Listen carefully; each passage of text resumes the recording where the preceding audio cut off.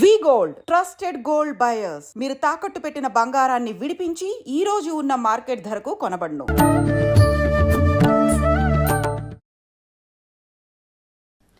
నమస్కారం, welcome to I dream. ధర్మ మార్గం విత్ విజిత కార్యక్రమానికి స్వాగతం. ప్రస్తుతం మనతో పాటు ఉన్నారు ప్రముఖ ఆధ్యాత్మికవేత్త, శ్రీ విద్యా ఉపాసకులు, ఎంతో మందికి మంత్రోపదేశం చేసిన గురువుగారు.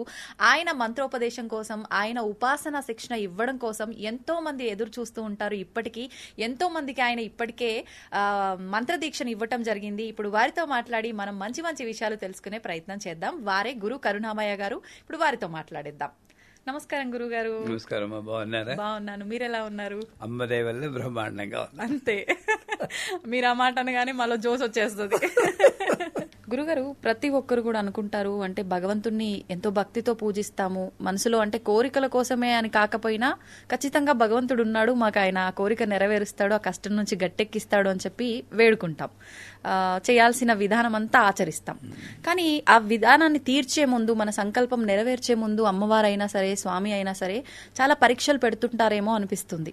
నిజంగా అలా పరీక్షలు పెడుతుంటారంటారా? పరీక్షలు పెట్టి అవి పూర్తయిన తర్వాతే ఆ కోరిక నెరవేరుతుందంటారా? ఇది అంటే నాకు కూడా అనిపించింది పర్సనల్ గా చాలా సార్లు. ఇది వాస్తవం అంటారా? అసలు ఏంటి? మేము మామూలుగా ఆలోచిద్దాం, ఇలా హెవీ టాపిక్ ని చిన్నపిల్లల్లా ఆలోచిద్దాం. తప్పకుండా. ఆటో క్లాస్ చదివి వాడికి పరీక్ష పెడతారు. అవును. ఏబిసిడీలో ఏదో. అవును. పోస్ట్ గ్రాడ్యుయేషన్కి వెళ్ళి వాడికి పరీక్ష పెడతారు. ఆటో క్లాస్ వెళ్ళేవాడు మామూలుగా ఏదో హలో హలో అని దేవుని పలకరించి ఒక అగరబత్తి వెలిగించేవాడు అనుకోండి. నేను అమ్మవారిని ప్రసన్నం చేసుకోవాలి, ఆవిడ వల్ల నేను అశేషమైనటువంటి ఆధ్యాత్మిక జ్ఞానాన్ని పొందాలి, పుణ్య కీర్తిని సంపాదించాలి, ఇవన్నీ భావనలతో నేను ఉపాసన చేస్తే మరి వీడికి నిజంగా అటువంటి వాల్యూ, అర్హత ఉందా లేదా అని పరీక్షించాల్సిన ఒక సిస్టమ్ ఒకటి ఉంటుంది కదా. అవును, అంతే కదా. సో అర్హతను నిర్ణయించడం కోసం ఒకటి. రెండోటి, a person who takes difficulty as an opportunity is a saint, who takes opportunity as a difficulty is a normal person అంట. నాకు పరీక్షని ఎవడికి పరీక్ష పెడుతుంది? ఒక చిన్న విషయం, మా గురువు గారు నవావరణ పూజని శ్రీ విద్యలో చాలా కష్టమైన లాస్ట్ పూజ అనమాట. అది న్యాయంగా చెప్పాలంటే 16 గంటల పూజ. మా గురువు గారిని censor cut cut cut cut అని ఇది అక్కలేదు మనకు అక్కలేదని 4 గంటలకు కుదించారు. కుదించి మాకు ఇంకా నేర్పలేదు. నాకు ఒక పుస్తకం ఇచ్చే రోజు, సుబ్బు, నన్ను సుబ్బు అని పిలుస్తారు ఆయన, సుబ్బు నువ్వు ఇది రేపు చేస్తున్నావు అన్నారు. అప్పుడు కొంచెం యంగ్ ఏజ్ కదా, ఉక్రోషం వచ్చింది. కనీసం పూజ పేరైనా చెప్తారా, మాకు టీచ్ చేయడం మాట అటుండండి, పేరైనా చెప్తారా అని అడిగాను. దీన్ని నవావరణ పూజ అంటారు, శంకరాచార్య వాళ్ళు పీఠంలో వాళ్ళు చేస్తారు. ఓహో, దానికి ట్రైనింగ్ లేదు, నేను చెయ్యాలి. రేపే మళ్ళీ 200 మంది వస్తున్నారు, కామాఖ్య పీఠంలో నువ్వు చేస్తున్నావు. ఎంత పెద్ద పరీక్ష అండి. కానీ మా గురువు గారి ట్రైనింగ్ వల్ల, మా అమ్మ ఇచ్చిన ట్రైనింగ్ వల్ల ఏదో నాలో కెపాసిటీ లేకపోతే మా గురువు అంత పరీక్ష పెట్టడు, ఆయనే ఇస్తాడు స్ట్రెంగ్త్ అన్నారు. మార్పు నాలో వచ్చింది. సూపర్.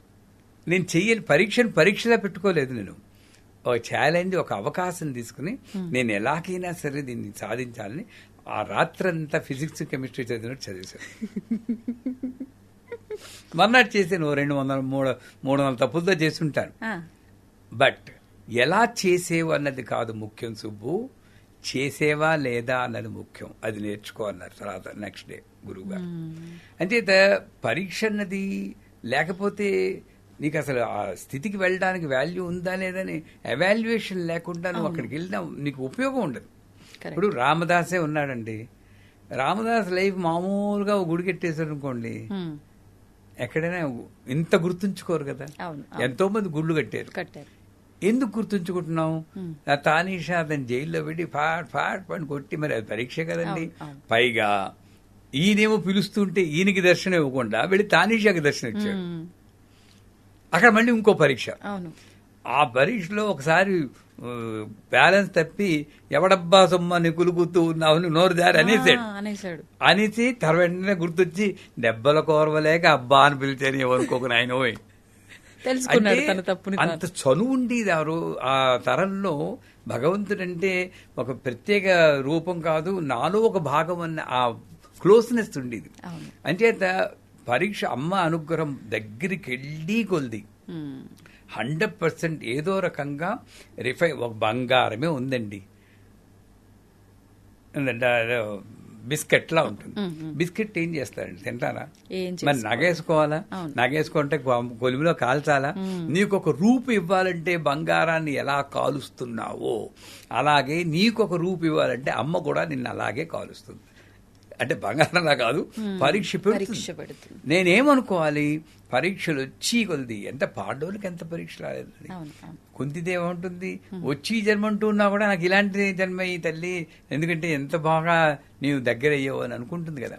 అంచేత పరీక్షల్ని నేను అమ్మకి దగ్గరయ్యే ఒక ఉపకరణం కింద నేను భావిస్తే నేను పరీక్ష కింద భావించను. ఎన్ని పరీక్షలు పెట్టారు మా గురువు గారు కానీ నా జీవితంలో కానీ విపరీతంగా వచ్చాయి. పెద్ద టాపిక్ అది. అంచేత పరీక్ష పెడుతుందంటే 100% పెరుగుతుంది. మరి నువ్వు కోరుకున్నది లేదా నోరు మూసుకుని మామూలుగా ఒకరి తెలుగుతూ కూర్చో, పర్లేదు, నేనేమీ పరీక్ష పెట్టాను. కానీ ఇక్కడికి రావాలి అంటే వారు చరిత్ర పుణ్యకీర్తి సంపాదించి అమతిర్మేధ శృతి స్మృతిరంతమా పుణ్యకీర్తి పుణ్యలభ్య. పుణ్యకీర్తి ముందు అమతిర్మేధ శృతి స్మృతి అన్న పదాలు ఉన్నాయి. అంటే నువ్వు ఏ ఆలోచన వచ్చినా సరే దానికి లొంగకుండా ఈ ఆలోచన అమ్మ వల్లే వచ్చింది, ఆలోచన ముందు అమ్మ ఉంది అన్న స్థితికి నువ్వు చేరాలి. దానికి పరీక్ష పెడుతుంది. శృతి స్మృతి, వేదము ఉపనిషత్తు చదువుకోవాలంటే నీ కంటతా వచ్చిందంటే 64 ఏళ్ళు పడుతుంది 4 వేదాలు పట్టుకుంటే అనేది ఎవరో చెప్పారు. 16 ఏళ్ళు ఒక వేదానికి. అంత వయసు మన దగ్గర లేదు. అంటే వేదం వచ్చిందా అని చూడకుండా వేద సారం నీకు వంట పెట్టిందా అని అక్కడ పరీక్ష పెడుతుంది. శృతి అనుత్తమ, నువ్వు మామూలు వాళ్ళగా ఉన్నావా లేక యునిక్ గా ఉన్నావా? రోడ్డు మీద ఎవరు గిలగలా కొట్టుకుంటూ ఉంటాడు, నువ్వు వీడియో తీసి యూట్యూబ్ లో పోస్ట్ చేసుకుంటున్నావా లేక వాడికి ఏమైనా సాయం చేస్తున్నావా? ఆ పరీక్ష పెడుతుంది. రేపు నీకు ఒక పరీక్ష పెడుతుంది. అనుత్తమ నువ్వు, ఎందుకంటే ఒక చరిత్రలో మిగిలిపోతావు. ఎంతమంది గుర్తుంచుకుంటున్నారు? మనం పోయామనుకోండి, ఎంతమంది గుర్తుంచుకుంటారండి? మన ఫ్యామిలీ మెంబర్సే 10 నెల రోజులు 3 నెలలు గుర్తుంచుకున్న తర్వాత మళ్ళీ మామూలే అయిపోతుంది. మళ్ళీ రమణ మహర్షి, రామకృష్ణ పరమహంస, శంకరాచార్యులు వాళ్ళని ఎంతమంది గుర్తుంచుకున్నారు? మహాత్మా గాంధీ వాళ్ళు యూనిక్ పర్సనాలిటీ. వాళ్ళు ఎంత అనుభవించారు, జైళ్ళకి వెళ్ళారు. క్యాన్సర్ వస్తే ఆ పురుగు కింద పడిపోతే మళ్లీ పురుగును పీచి పెట్టారు. ఏమీ మామూలుగా ప్రాపంచికంగా మనం అనుభవించేది ఏది అనుభవించలేదు. అదే పెద్ద పరీక్ష వాళ్ళకి. చేత పరీక్ష పెడుతుందా అంటే 100% పెడుతుంది. కానీ ఆ పరీక్ష తట్టుకునే శక్తి కూడా ఆవిడే ఇస్తుందన్న నమ్మకంతో ముందెళ్తే పరీక్ష ఒకసారి దాటి అటు వెళ్ళేవా ఆ చంద్రార్కం మనం ఉంటాం. అది మాత్రం సత్యం. నా జీవితంలో మొట్టమొదటి గురువుగారి దగ్గరికి వస్తే నేను నీ జీవిత లక్ష్యం ఏమిటంటే, చాలా రోజులు కొన్ని వేల మంది నన్ను గుర్తుంచుకుండాలి, మంచిగా గుర్తుంచుకుంటూ ఉండాలి. వీడురా ఇదిరా జీవితం అనుకుంటే అన్న జీవితం నాకు వచ్చేటట్టు అనుగ్రహించండి నన్ను. సూపర్. ఎందుకంటే నాకేం కోరికలేదు. కానీ చాలా తక్కువ ఆలోచిస్తారు ఇలా కదా గురుగారు? అంటే గురువు ఇచ్చిన అనుగ్రహం అదృష్టం అనుకోండి. అలా అదే, అంతకన్నా లేదు నాకు ఏమి. ఇప్పుడు కూడా అంతే. ఇప్పుడు నాకు తృప్తే. నేను వెళ్ళిపోయినా కూడా తరతరాలు నన్ను అనుకుంటూ ఉంటాను. నాకేం బెంగలేదు. వెనక్కి తిరిగి చూస్తే తృప్తే గానీ నాకు బెంగలేదు.